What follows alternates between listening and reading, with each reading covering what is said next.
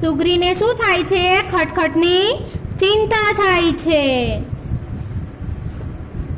ખટખટતું ગીત ગાતો ગાતો બીજી ડાળે ઠેકડો મારી ગયો. વાંદરો શું કરતો હતો? ખટખટ વાંદરો એક ડાળેથી બીજા ડાળ ઉપર કૂદતો હતો અને ઠેકડો મારતો હતો. અને શું ગીતો ગાતો હતો? જુઓ, ગીત ગાય છે વાંદરાભાઈ.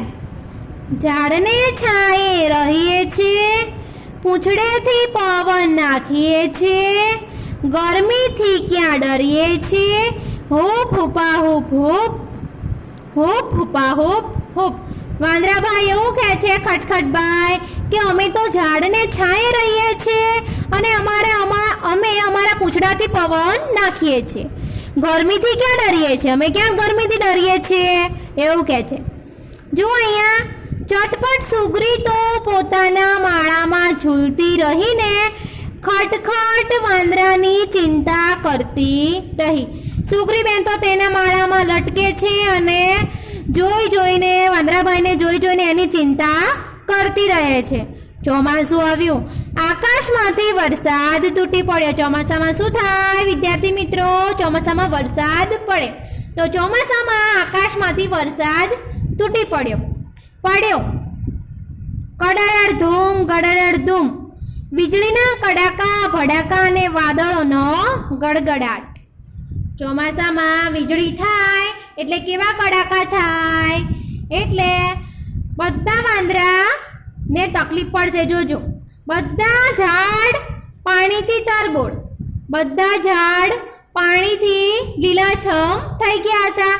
બધે જ જળબંબાકાર.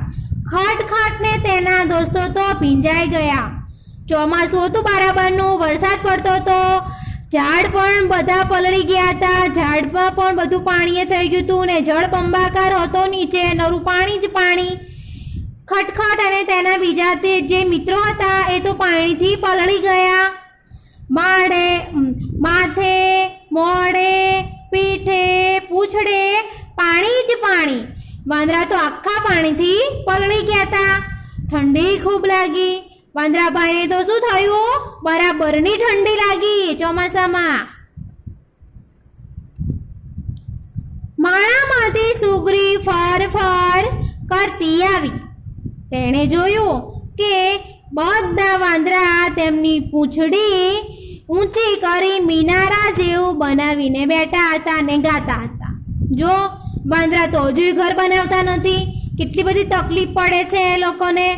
જો સુગ્રી જોતી હતી, સુગ્રી તો ફર કરતી આવી. તેણે જોયું બધા વાંદરા શું કરતા હતા? પૂંછડીનો મિનારો કરીને બેઠા હતા ચોમાસામાં વરસાદથી બચવા માટે ને ગાતા હતા. જો શું ગાય છે? પૂંછ મિનારામાં રહીએ છીએ, પાણીમાં પલળીએ છીએ, વરસાદથી ક્યાં ડરીએ છીએ? આટલી બધી તકલીફ પડે છે તો પણ વાંદરા શું કહે છે કે અમે તો અમારી પૂંછડીનો મિનારો કરીને રહીએ છીએ અને પાણીમાં પલળીએ છીએ, વરસાદથી ક્યાં ડરીએ છીએ? અમે ક્યાં વરસાદથી ડરીએ છીએ? એવું કહે છે. હૂપ હુપા હૂપ હૂપ, હૂપ હુપા હૂપ હૂપ.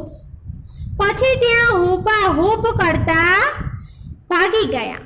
પછી ત્યાંથી બધા વાંદરા હુપા હૂપ કરતા ભાગી ગયા. વાંદરાઓએ ઘર ન બનાવ્યું તે ન જ બનાવ્યું. વાંદરાએ તો ઘર ન બનાવ્યું તે ન જ બનાવ્યું. જો ને ચટપટ સુગ્રીબાઈ ચિંતાય છોડી દીધી.